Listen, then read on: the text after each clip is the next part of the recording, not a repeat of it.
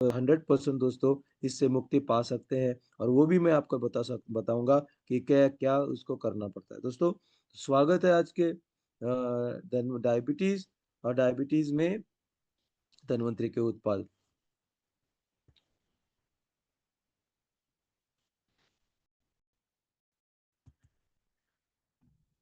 दोस्तों डायबिटीज मतलब मधुमेह एक दीर्घकालिक बीमारी है जिसमें हमारे शरीर की रक्त शर्करा, जिसको हम ब्लड ग्लूकोज या ब्लड शुगर या खून में चीनी बोलते हैं। दोस्तों डायबिटीज मतलब मधुमेह है ना, हमारे शरीर के स्तर को नियंत्रित नहीं कर पाता है ना। मतलब डायबिटीज में क्या होता है, ब्लड ग्लूकोज जो है कंट्रोल नहीं रह पाता है ना। डायबिटीज मतलब मधुमेह में असामान्य मतलब अबनॉर्मल है ना ब्लड शुगर भी कहा जाता है।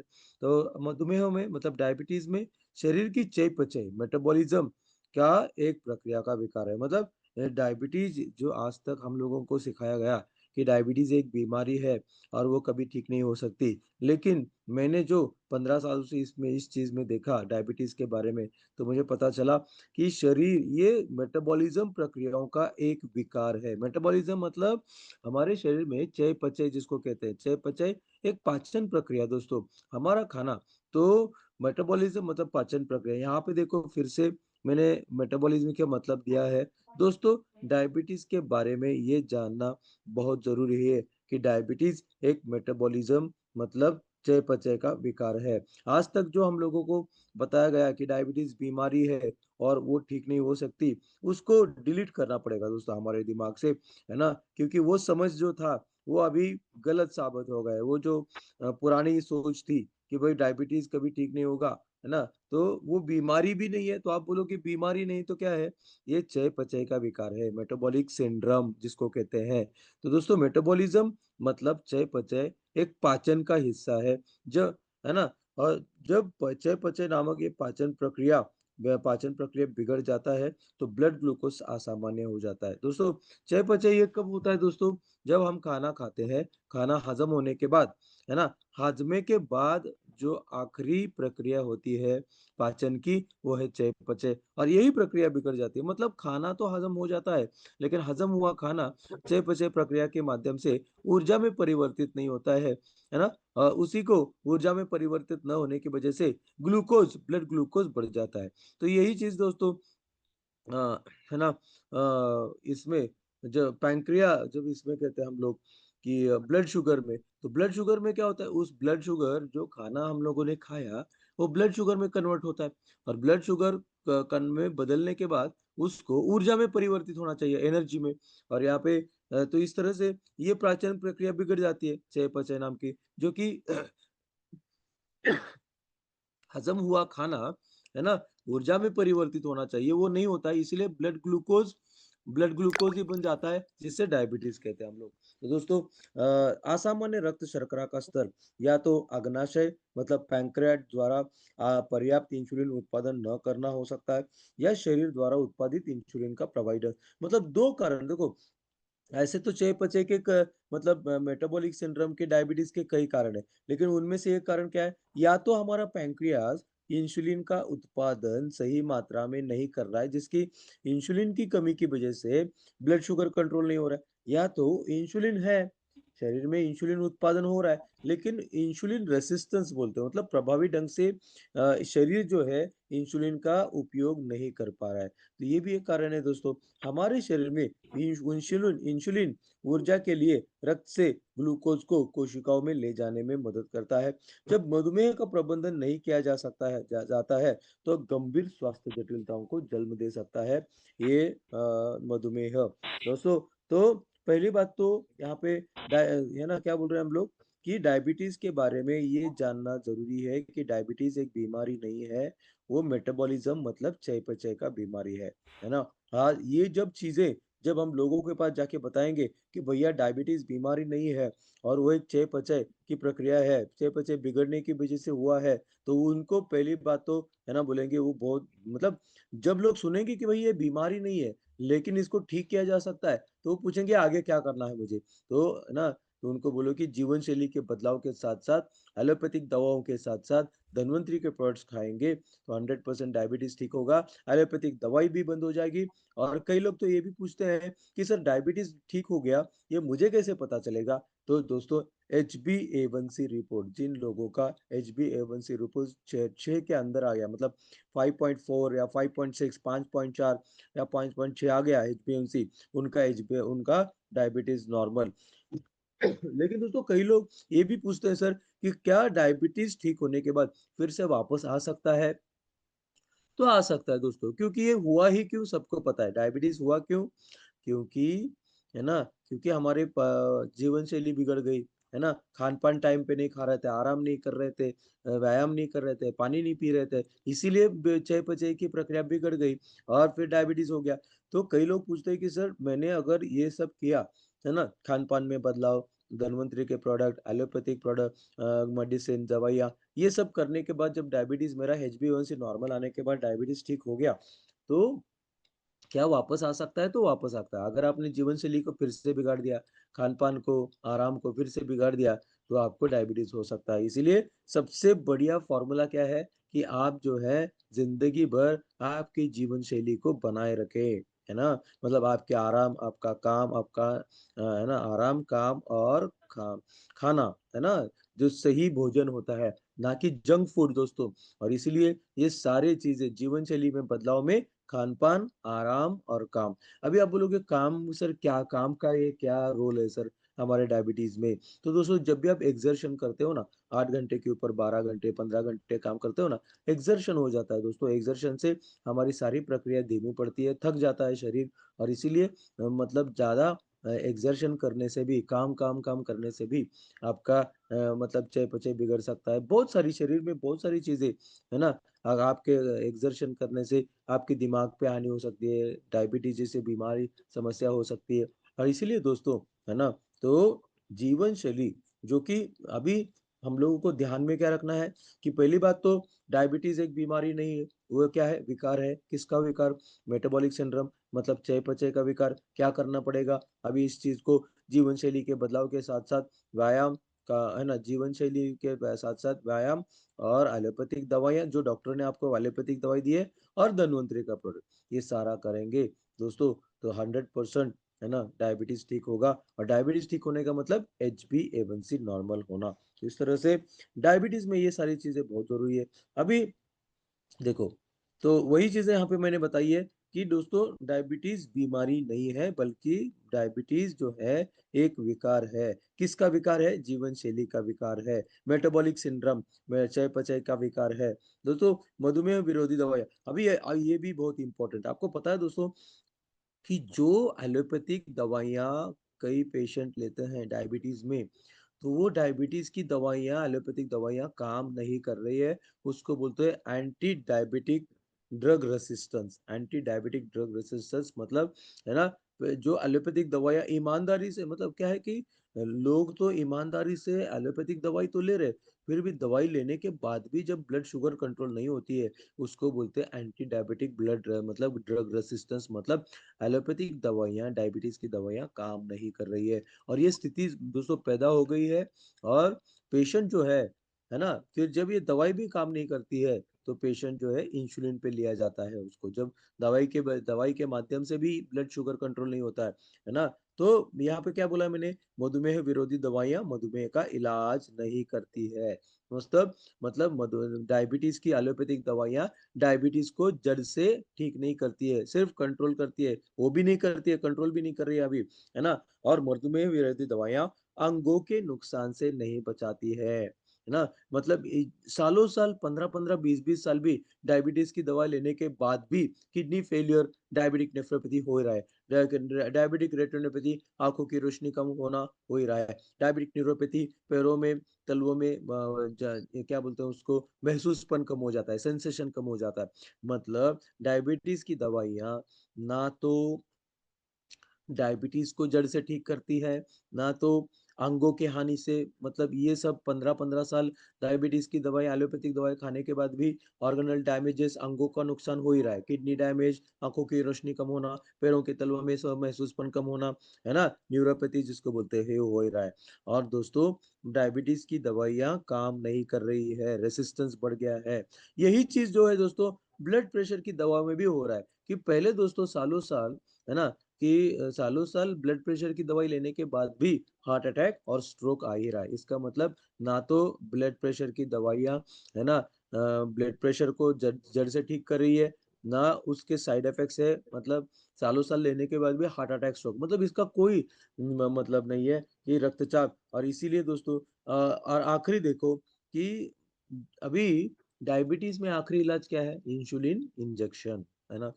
इंसुलिन इंजेक्शन, अभी सोचिए, जो आखिरी इलाज है डायबिटीज में, इंसुलिन इंजेक्शन, उससे भी अगर ब्लड शुगर कंट्रोल नहीं हुआ, आखिरी इलाज इंसुलिन इंजेक्शन भी से भी ब्लड शुगर, और ये हो रहा है दोस्तों, कहने की बात क्या है, ये हो रहा है, उसको बोलते हैं इंसुलिन रेसिस्टेंस। इंसुलिन रेसिस्टेंस मतलब कि इंसुलिन रेजिस्टेंस मतलब ये कि इंसुलिन लेने के बाद भी इंसानों का ब्लड शुगर कंट्रोल नहीं हो रहा है। तो वहां पे क्या है ऑप्शन? कुछ भी नहीं है दोस्तों। सबसे खतरनाक स्थिति पैदा हो गई अभी, कि इंसुलिन इंजेक्शन भी काम नहीं कर रहा है वहां पे।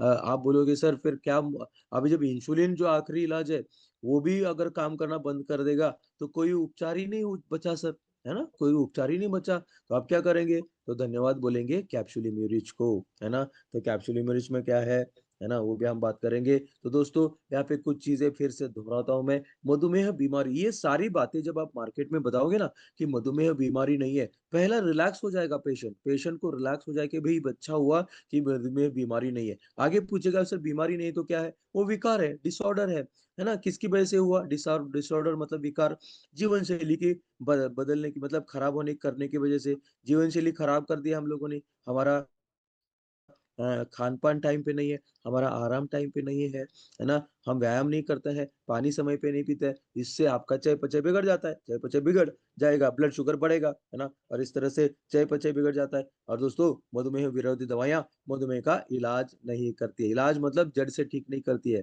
तीसरा क्या है? मधुमेह विरोधी दवाइयाँ अंगों के नुकसान को नहीं रोकती है। मतलब 15-15 साल, 20-20 साल डायबिटीज की दवाई खाने के बाद भी kidney damage, diabetic nephropathy, diabetic retinopathy, आंखों की रोशनी, डायबिटिक न्यूरोपैथी, पैरों के तलवों में महसूसपन कम हो जाना, है ना, कांच भी घुसता तो पता नहीं चलता, ऐसे, है ना, मतलब डैमेज हो ही रहा है दोस्तों डायबिटीज की दवाइयाँ। डायबिटीज की दवाई ना तो जड़ से डायबिटीज को ठीक करती है, और सालों साल लेने के बाद भी अंगों की हानि हो रही है। और तीसरा चौथा क्या है ना, कि डायबिटीज की दवाइयाँ काम करना बंद कर रही है दोस्तों।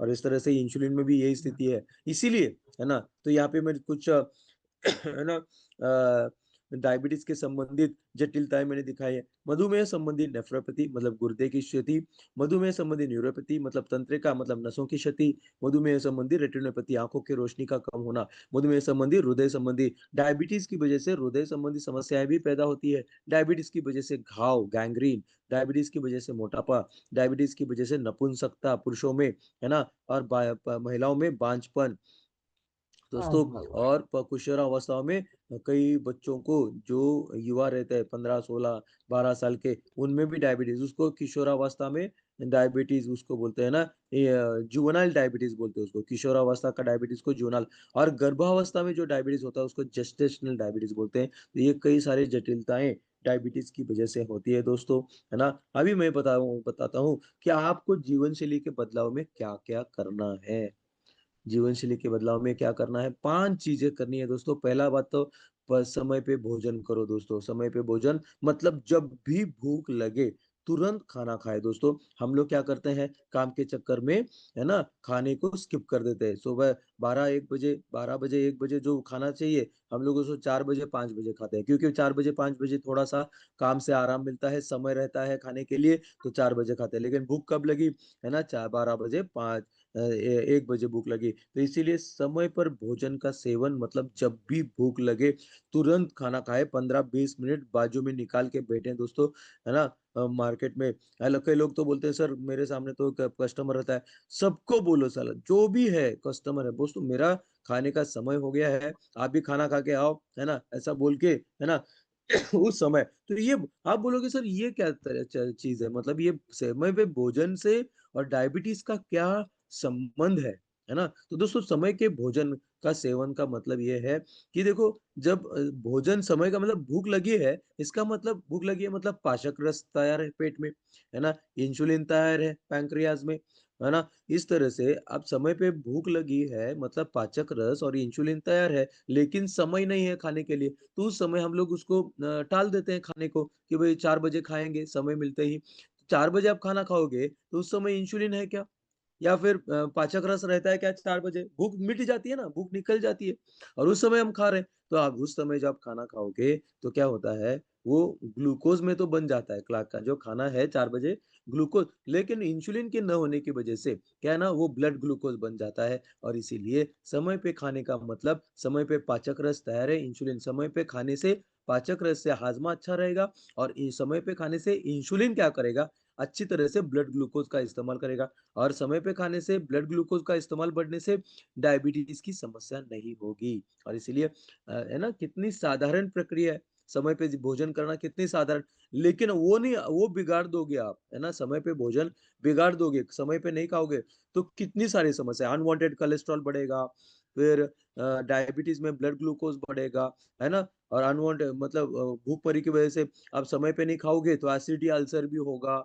एक समय पे खाना न खाना, अनवांटेड कोलेस्ट्रॉल मतलब अनचाहे चर्बी, वज़न का बढ़ना हो जाता है, समय पे खाना न खाने से, है ना? ब्लड ग्लूकोज़ डायबिटीज़ हो सकता है ना? पेट में एसिडिटी, अल्सर हो सकता है समय पे न खाने की वज़ह से, है ना? खून की कमी हो सकती है समय पे न खाने की वज़ह से, पोषक तत्वों की कमी हो सकती है, कितना सारा और इसीलिए दोस्तों समय पे भोजन मतलब कई सारी चीज़ों के फ़ायदे और ला लाभ भी शरीर के लिए। तो दोस्तों पहला बात क्या करना है? डायबिटीज़ में जीवन शैली के बदलाव में क्या करना है? जब भी भूख लगे तुरंत और आप बोलोगे सर मेरा पास मैं तो क्या खाऊँगा सर, मेरे पास तो वो दो है ना डिब्बा नहीं है, मैंने घर से डिब्बा भैया डिब्बा लेके चलो। अभी ये छोटी-छोटी बातें क्यों बोल रहा हूँ मैं? क्योंकि कई लोगों को ये भी समझ में नहीं आता कि भाई समय पे खाना कैसे खाऊँ मैं? है ना? भैया डिब्बे लेके चलो। है ना? हमारे घर से सुबह ही रोटी है ना, 2 समय की रोटी लेके चलो, है ना? समय पे खाना खाओ, पानी-वानी पियो। ये आपके चयापचय मतलब मैं बता रहा हूँ दोस्तों मेटाबॉलिज्म के बारे में। अगर आपने समय पे खाया तो आपका मेटाबॉलिज्म चयापचय बना रहेगा, वरना चयापचय बिगड़ गया तो चयापचय बिगड़ने से 2 चीज़ों के नुकसान होते हैं दोस्तों। एक तो ब्लड शुगर भी बढ़ेगा, दूसरा अनचाहे चर्बी मतलब मोटापा भी बढ़ेगा दोस्तों। और इसीलिए मेटाबॉलिज्म इतना छोटा विषय नहीं है दोस्तों, मेटाबॉलिज्म बहुत बड़ा सब्जेक्ट है। जब भी मैं कह रहा हूँ मेटाबॉलिज्म मतलब है ना और हम बात कर रहे हैं डायबिटीज़ में जब मेटाबॉलिज्म ठीक हो जाएगा, तो ब्लड ग्लूकोज़ का इस्तेमाल बढ़ेगा। ब्लड ग्लूकोज़ इस्तेमाल बढ़ेगा तो डायबिटीज़ ठीक हो जाएगा, एचबीएवन.सी नॉर्मल आएगा। ये एक दूसरे से जुड़े हुए हैं दोस्तों, सही समय पे खाना खाना, है ना? और सही समय पे खाना खाने से मेटाबॉलिज़्म से ब्लड शुगर लेवल कंट्रोल, मेट है ना? ब्लड शुगर लेवल कंट्रोल मतलब डायबिटीज़ का ना होना, ये एक दूसरे से जुड़े हैं दोस्तों और ये डायबिटीज़ नहीं होगा, डायबिटीज़ कंट्रोल में आ जाएगा। तो जो डायबिटीज़ की वजह से पैरों में ज़ख्म होता है या डायबिटीज़ की वजह से किडनी डैमेज होती है नेफ्रोपैथी, है ना? न्यूरोपैथी, रेटिनोपैथी, आँखों की रोशनी कम होना, ये इससे संबंधित है मतलब आगे जाके ये समस्या ना हो, इसीलिए पहला पॉइंट क्या है दोस्तों? समय पे भोजन करो, जिससे कि आगे होने वाली सारी समस्याएँ हो ही नहीं। तो इसलिए दूसरा दोस्तों 5 लीटर पानी। दोस्तों 5 लीटर पानी भी मेटाबॉलिज्म के लिए ज़रूरी है। मेटाबॉलिज्म प्रक्रिया के लिए 5 लीटर पानी भी ज़रूरी है। तो 5 लीटर पानी भी रक्त शर्करा के स्तर में सुधार करता है। ग्लूकोज़ चयापचय ग्लूकोज़ मेटाबॉलिज्म में मदद करता है 5 लीटर पानी। 5 लीटर पानी मेटाबॉलिज्म चयापचय में सुधार करता है, वज़न को कम कर सकता है। 5 लीटर पानी पाचन में सुधार करता है, शरीर में से विषैले पदार्थों को बाहर निकालता है, रक्त के कोलेस्ट्रॉल को कम करता है दोस्तों। और इस तरह से पाचन भी आपके डायबिटीज को न होने का हिस्सा है। पाचन अच्छा रहेगा तो शुगर नहीं, डायबिटीज नहीं होगी। चयापचय अच्छा रहेगा, है ना, रक्त शर्करा कंट्रोल रहेगा। तो दोस्तों इस तरह से 5 लीटर पानी दिन भर में भी आपके डायबिटीज को ठीक करने में मदद कर सकता है दोस्तों। ये बहुत बड़ी बात है, दिन भर में 5 लीटर पानी। और इस तरह से तीसरा क्या है दोस्तों? तीसरा है जीरो चीनी, जीरो शुगर। दोस्तों हमें चीनी खाना बंद करना पड़ेगा। दोस्तों एक वीडियो मेरे पास अगर है तो मैं आपको भेजूंगा कि एक अंग्रेजी इंटरव्यू में एक इंसान ने पूछा कि हम लोगों को दे रोजमर्रा जिंदगी में कितनी चीनी चाहिए, कितनी चीनी खानी चाहिए। तो उसने बिल्कुल बोला जीरो चीनी, आपको जरूरत नहीं है चीनी की। ये वीडियो अगर है तो मैं, है ना, रमानी सर के पास भेजता हूँ, पीडी रमानी सर के पास, साहू सर के पास, अनिल बांडगे सर के पास भेजता हूँ दोस्तों, है ना।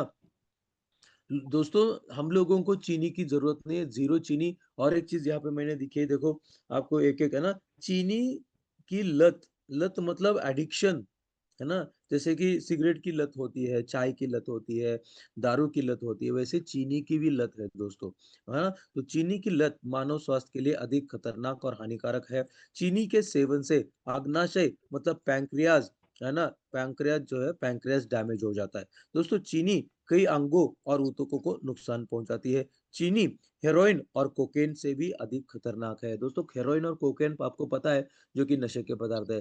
तो रिसर्च में ये सिद्ध हो चुका है कि चीनी जो हम लोग खाते हैं ना, चीनी, गन्ने के रस से बनी हुई चीनी, है ना, वो हेरोइन और कोकेन जैसे नशीले पदार्थों से भी खतरनाक है चीनी। ये और इसलिए जीरो चीनी। बहुत सारी बातें यहाँ पे है दोस्तों, है ना, कि ये एडिक्शन हो गया है, आप, है ना, इसीलिए चाय में चीनी, जूस में चीनी, या फिर मिठाई के माध्यम से चीनी, और कई सारे ब्रेड, बटर, टोस्ट, बिस्कुट, है ना, इनके माध्यम से चीनी को बिल्कुल बंद कर दो दोस्तों। चीनी एक कण भी चीनी की जरूरत नहीं है। तो आप लोग पूछोगे सर अगर मेरे शरीर को जब ग्लूकोज की जरूरत होगी तो मेरे शरीर को कहाँ से मिलेगा? दोस्तों आप जो रोटी खाते हो, है ना, वो क्या है? कार्बोहाइड्रेट, स्टार्च, ग्लूकोज, है ना। गेहूं की रोटी क्या है? Carbohydrate, starch, glucose. आप जो चावल खाते हो वो क्या है? Carbohydrate, starch, glucose. आप जो आलू खाते हो, है ना, या मूली पदार्थ खाते हो, आलू, है ना, तो आलू खाते हो वो क्या है? Carbohydrate, starch, glucose. तो आपके शरीर के लिए जो ग्लूकोज की जरूरत है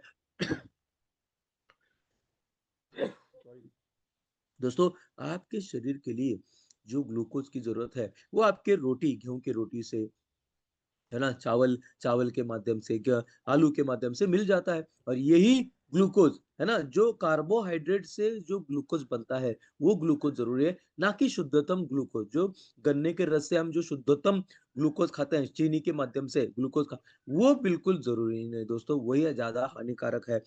और अभी मैं आपको बता दूं, अगर आप चीनी ये खाओगे, है ना, गन्ने के रस से बनी ये चीनी खाओगे तो क्या क्या नुकसान है? आपके दिमाग पर असर रहेगा, अल्जाइमर जैसे भूलने वाली बीमारी का कारण अधिकतर चीनी खाने से हो सकती है।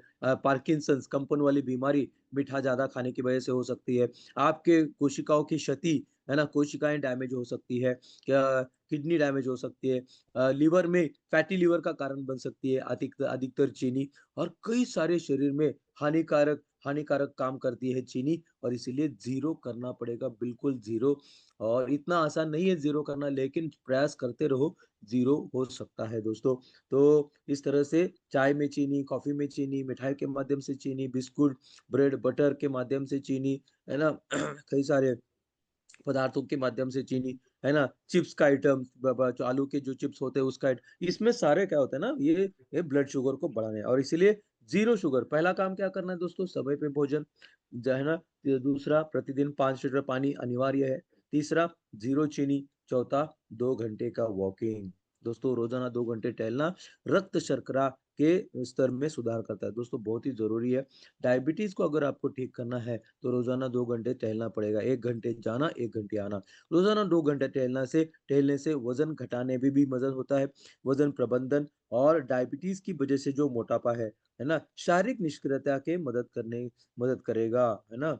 मतलब व्यायाम करने से जो मोटापा है डायबिटीज की वजह से वो भी ठीक हो जाएगा, वजन में फायदा होगा। और साथ ही साथ 2 घंटे टहलना पूरे शरीर के लिए एक अच्छा व्यायाम भी है दोस्तों। तो ये था चौथा पॉइंट। रोजाना 2 घंटे टहलना डायबिटीज के स्थिति में, जीवन शैली के बदलाव में। और पांचवा है नींद दोस्तों। अच्छे चयापचय और हृदय और मस्तिष्क के स्वास्थ्य के लिए 8 से 10 घंटे की नींद जरूरी है। दोस्तों अच्छे चयापचय समझ रहे हैं, अच्छा चयापचय मतलब सेहतमंद मेटाबॉलिज्म।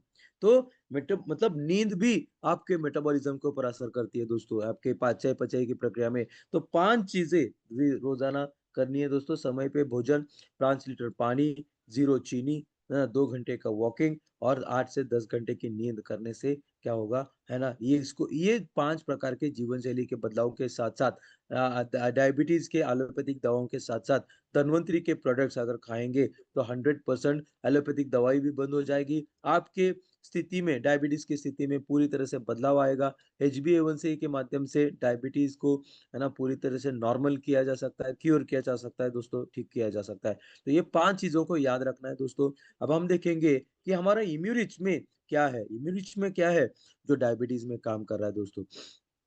डायबिटीज में ऐसी क्या, मतलब इम्यूनिच में ऐसी क्या चीज है जो डायबिटीज में मदद कर रही है दोस्तों। कैप्सूल इम्यूनिच में क्या है, गाय का कोलेस्ट्रॉल। और गाय के कोलेस्ट्रॉल में क्या है, इंसुलिन जैसा विकास कारक, इंसुलिन लाइक ग्रोथ फैक्टर। दोस्तों 1990 में जो खोज हुआ, रिसर्च हुआ, अध्ययन, 1990 के अध्ययन ने सुझाव दिया कि गो जातीय कोलेस्ट्रॉल में IGF-1 मतलब इंसुलिन लाइक ग्रोथ फैक्टर 1 मधुमेह के उपचार में उपचार होगा।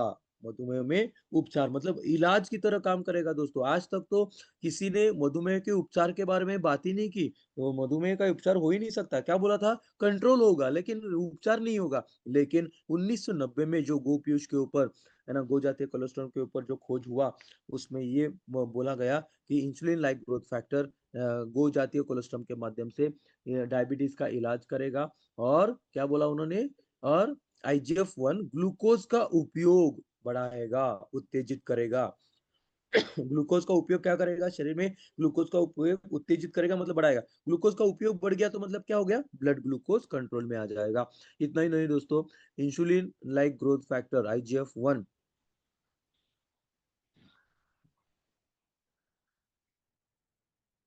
है ना दोस्तों।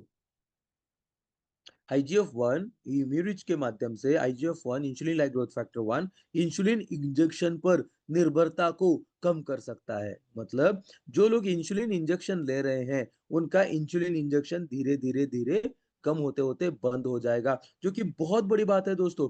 ये है ना, कि पहली बात तो आज तक तो हम लोगों को पता है कि डायबिटीज एक तो कभी कंट्रोल नहीं होता है, कितना भी दवाई खाओ, पहली बात। लेकिन इसमें इंसुलिन लाइक ग्रोथ फैक्टर क्या, insulin like growth factor insulin जैसा काम करता है, डायबिटीज को ठीक करता है। साथ ही साथ इंसुलिन इंजेक्शन की मात्रा भी कम करता है। और तीसरा क्या है, इंसुलिन इंजेक्शन, है ना, ये जो रोज इंसुलिन इंजेक्शन लेने वाले लोगों को हर रोज जो चुभने का दर्द सहन करना पड़ता है ना, वो सह उस इंजेक्शन का काम करेगा हमारे इंसुलिन लाइक ग्रोथ फैक्टर, है ना। उस इंजेक्शन का, इंसुलिन इंजेक्शन का काम करेगा, जिससे कि दर्द सहने की बारी नहीं आएगी लोगों में। और इंसुलिन जैसा भी काम होगा, डायबिटीज भी ठीक होगा, है ना, और बहुत सारी चीजों में फायदा होगा। तो इस तरह से दोस्तों सबसे बड़ी बात क्या है कि जहां पे इंसुलिन इंजेक्शन भी, मैंने क्या बोला कि आजकल इंसुलिन इंजेक्शन भी काम करना बंद कर दिया, इंसुलिन इंजेक्शन रेसिस्ट हो गया, है ना। वहां पे इंसुलिन लाइक ग्रोथ फैक्टर एक तो इंसुलिन जैसा काम करेगा, डायबिटीज को ठीक करेगा।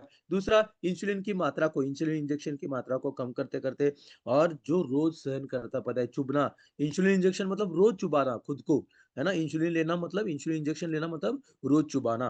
तो इस तरह से उस दर्द से भी राहत देता है इंसुलिन लाइक ग्रोथ फैक्टर इम्यूनिज के माध्यम से दोस्तों। उसके बाद हमारा आता है मधुरिच डायबिटिक केयर जूस।